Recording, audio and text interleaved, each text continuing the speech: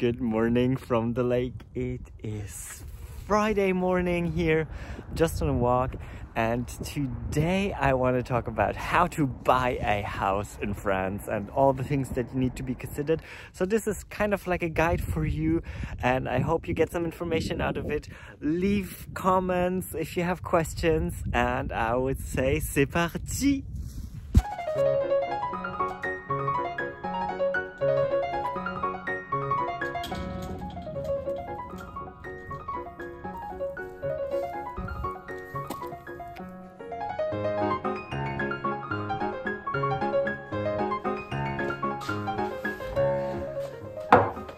Oh, you guys, I finally got a minute to sit down and record this video.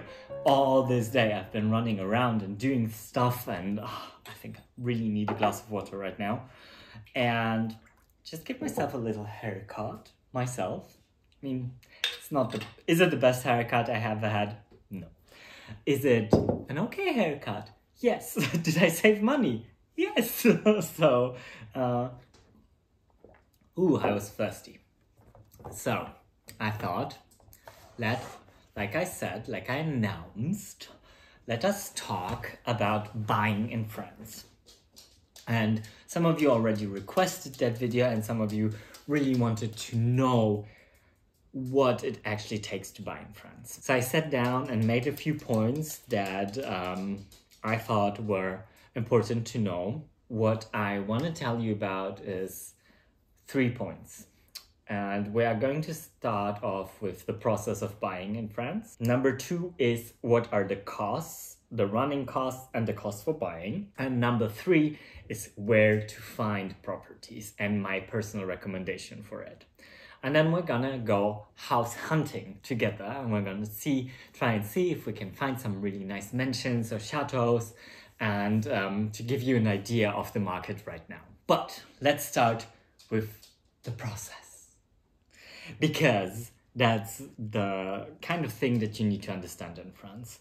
So in France, let's say we found property X, and property X costs this amount of money.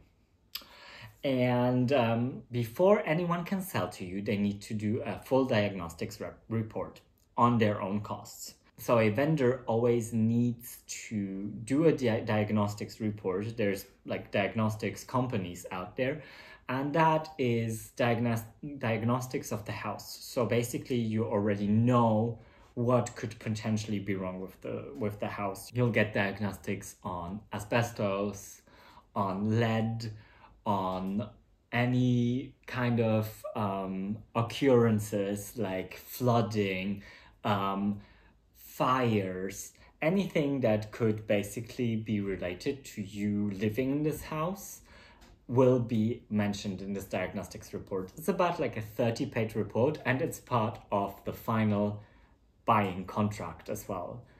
So without that report, it's also, if you're in a termite region, they will tell you about termites, if there has been any termite sightings, blah, blah, blah, blah, blah. And if there has been, for example, then they won't be able to sell. So also this diagnostics report cannot be older than 6 months. So every 6 months, as long as a house is on the market, it needs to be redone to be sold. Once you have that diagnostics report, where you can also see the energy efficiency of your future home, you'll be able to do a pre-contract, a compromis de vente. So basically it's a pre-contract that states that you are going to buy property X for X amount of money, and to buy this property, certain things need to apply, certain conditions need to be met. So one of the usual conditions is, for example, a loan. And to kind of go a little side road to the loan, right now the financial situation in France is that French banks will not be likely giving you any means of a loan or a mortgage, because they just don't have securities on you. And French banks are very, very strict, even in comparison to like what I know from Germany. So also getting a loan from a French bank is probably not going to happen for you if you are a foreigner. If you are French and you're buying in France, that changes the whole story. Or if you're coming into the country but you have a fixed job, so you'll get like a bank account, you'll get your income, your salaries and everything, that might also be a different story. I am talking from a freelance perspective here because that's what I am, and so do not depend on a loan from France. You need to organize money. You either need to have the money already to buy, or you need to organize some kind of way to get a loan in the country of your origin. Just that as a side information. So pre-contract, the compromis de vente, then usually these conditions need to be met. So there's like different conditions. Maybe also one of the conditions is that the vendor still needs to do something about the house. Like some works need to be done. Whatever there is, it's going to be mentioned in this compromis de vente. And there you sign this, and usually you come to France for this. And with this signing at the notary's office, usually it's held at the notary's office. There is ways to not do the compromis for a notary, but I would recommend actually going through a notary, because then they already have all your stuff for the final contract. And while you're there, you can do a so-called procuration, which means that you will give them the ability to sign for you for the final contract if you won't be able to come back to France for that, which is quite the smart move to make. You could still decide to come and sign it yourself, but at least you will have someone who can sign the contract for you, which is usually an office clerk of the notary itself. Usually all this process takes about 2 to 3 months, if it's fast. It can drag out to 6 to 9 months, depending on the conditions in the pre-contract and what they actually are, and depending on how many vendors there are. Some French properties are sold by multiple people because they're part of a so-called succession. So this is basically somebody deceased, and now his or her property is being split throughout all the people who have a right to get things from them. So there might be trouble because there's like 10 people involved as vendors, because they all share their parts in that one building. So especially with old buildings in very rural areas, it might happen to you. So I'm just giving you a heads up that the buying process itself can take 3 to 9 months, depending on so many factors, and it will be so different for each and every one. I personally experienced the process to be very lengthy and very tiring, especially if you're known a very short, very like on the go kind of process that's like in Germany. So yeah, just be patient, just accept it. You know that you'll go through this and then you'll have your house. So that's kind of in short how the whole process works. Usually the sale always has to go through a notary's office. So be wise on how to choose your notary. You are able to choose any notary in France. You are not obliged to have a notary that's in the same area that you're buying. So for example, if you already know a notary somewhere else, you could actually ask them to do it for you. It might also be easier to get 2 notaries, but it's not obliged in France, and it's a thing that is a very personal decision. You can either, both parties, have 1 notary or have 2 notaries exchanging all info.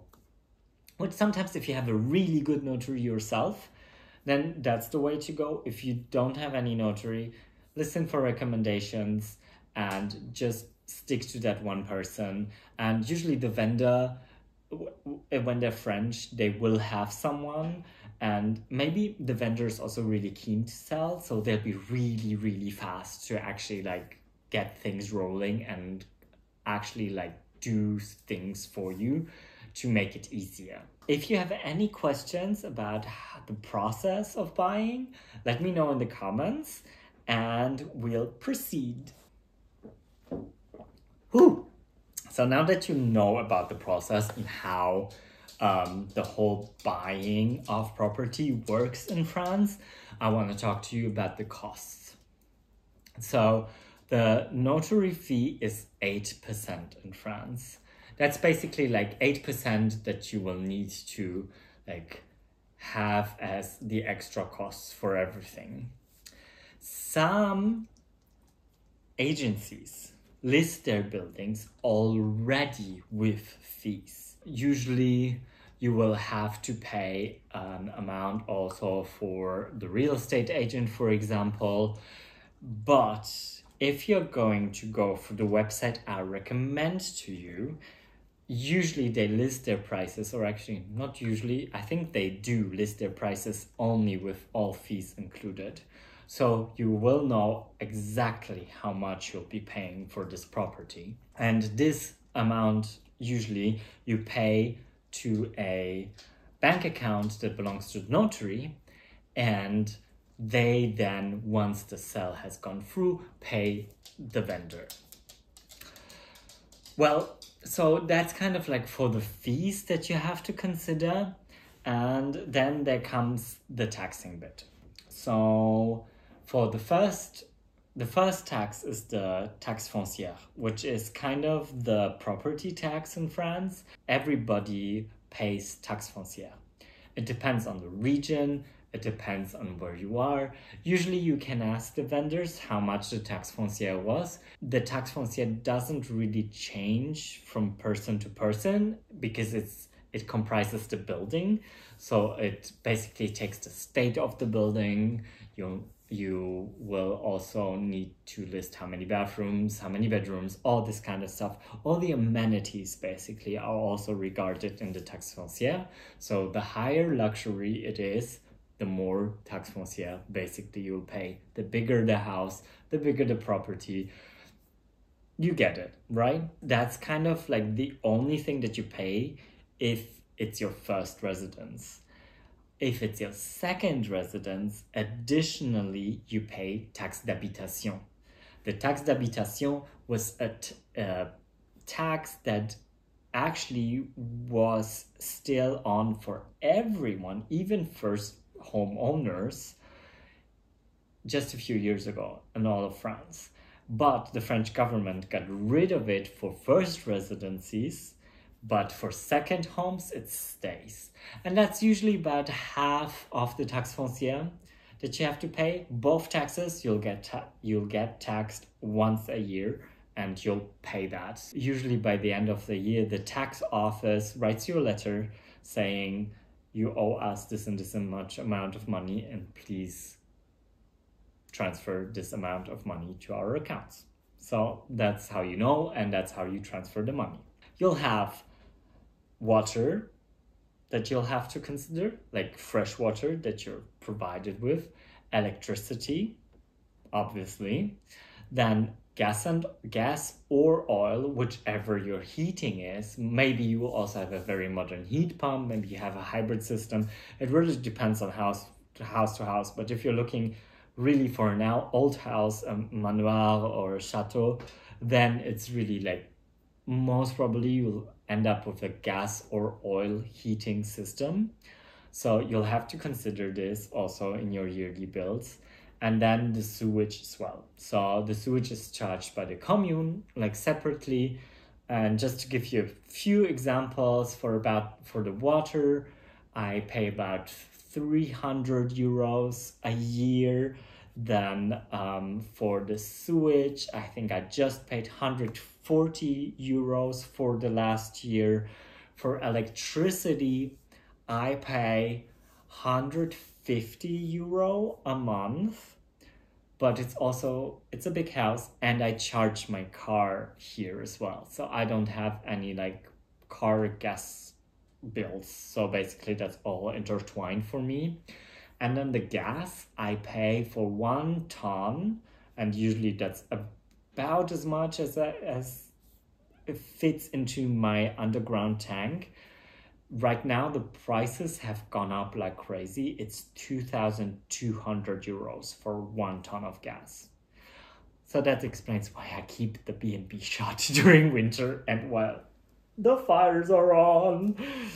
So yeah, that's kind of all the bills and all the recurring costs that you also have to consider, and that you have to consider also if you are considering a second home in France. And now let's get to the fun part, finding houses. So my recommendation is Leggett for you for finding a house. And I'm gonna open up Google Chrome and I'm gonna type in Leggett Immobilier. And there's a French site and there's also an English site. So I'm gonna switch to the English site and you'll see houses and properties for sale in France. So we wanna see, we can also, what I like about them is that they have like prestige, for example. You can have bed and breakfast, you can have hotels, gîtes. You can look for basically anything. But if we go on a little chateau hunt, you can kind of get the idea. For example, there's a beautiful chateau near Segonzac in Charente, which is pretty much close to me. Let's open that one. Oh, that's a beautiful chateau. 440 square meters, 9 bedrooms, 3 bathrooms, huge plot size. Ooh. Let's kind of look for this. Ooh, that's really beautiful. Oh, that's really like still old, beautiful, beautiful. I mean, there's still a lot to do, but the substance itself looks quite nice.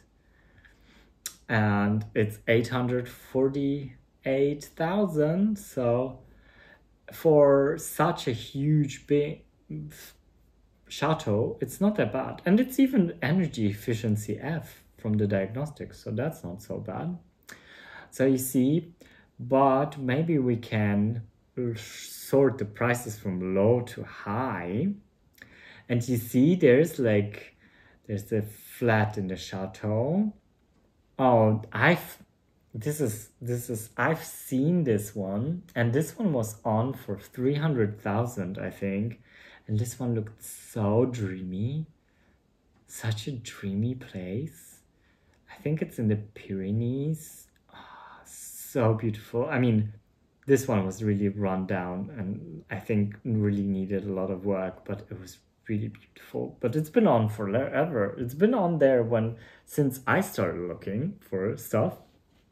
So Midi-Pyrénées, which is basically close to the Pyrenees, that's really beautiful as well. Huh, I wonder, that's really renovated. That's not the whole chateau, is it? Chateau, it does say a whole chateau. 220 square meters. Ah, yeah, it's a 2-floor apartment in a chateau. So you see, you also get things like this. Sometimes you just need to look a bit. 1-room flat. Oh, you see, there's, for example, a sale that was agreed in Charente. And you can still see the price. So you can see that the property is under offer. It's been 450,000, which is not too bad for like a chateau. 400 square meters. What you'll see with the chateaus is that usually they don't have much of bathrooms. So, and usually they're really like restoration kind of projects. But I mean, this is my dream. I would love to have like a bigger entrance way. Some of it has been renovated already, it looks like.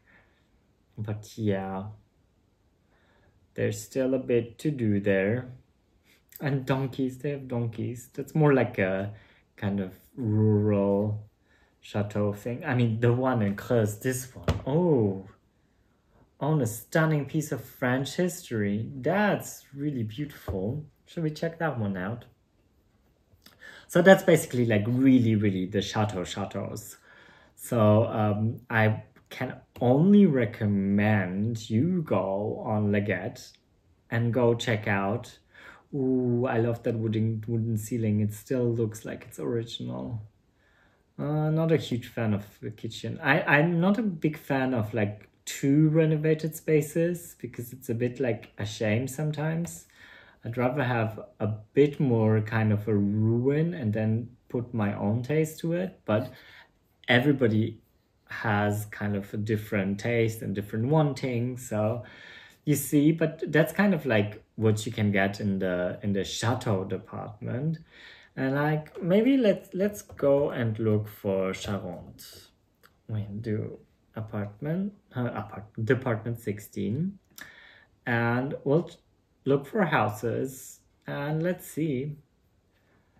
We'll look for houses from low to high, and there you can already see that it can get quite cheap, but those really cheap houses usually are also like huge renovation projects.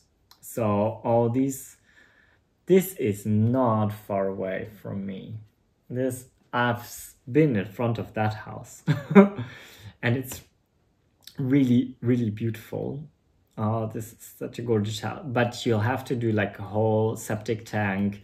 You have to renew everyone. You see, I mean, it's a huge renovation project. I mean, look at there's no second or top floor. Roof has to be redone probably. No bathroom. And 49,000. I mean, if you like renovating, I guess that's your kind of thing. So you get kind of the idea of what is there, what isn't there. If you're also into anything else, if you look for bed and breakfast, hotels, bars, commercial spaces, all of this you can find on Leggett. And I highly recommend you Leggett because they usually have bilingual agents. So the agents usually speak English and French. Some of them actually even speak Dutch because there's lots of Dutch agents on there as well. At least down here it was like that. There was one Swedish agent even. So you kind of get where I'm going here. They are very well aware of foreign buyers. They are very well equipped to help you with anything, basically. And they also have great tutorial videos on their website. I'm really like, I've had a very good experience with Leggett, and I would recommend them to anyone. So you guys, thank you very much for watching this video. I hope it was informative. I hope I got everything that I wanted to give you on your way. If you're interested in buying a house here, and if you ever come to look at houses around here, just let me know. And if you need a space to stay, you know, there's my B&B. But also, if you have any other questions regarding buying in France or looking for something in France to buy or living in France, then don't hesitate in typing up a comment and I'll get to you and I'll get back to you in the comments. So thank you very much. I hope you'll have a lovely Sunday. That was the Sunday video. Next video is going to be a vlog again. And then next week, I also want to start with the bathroom makeover. So be ready to kind of get a first idea of the makeover in the vlog. And then the first episode of the bathroom makeover will be online next week, Sunday. I hope, knock on wood. Thank you so much for all your lovely support, for being there, for watching the videos. I am eternally grateful to you. If you're new here and you've enjoyed this video, please consider subscribing. And all that's left to say is au revoir et à bientôt. Bisous and bye!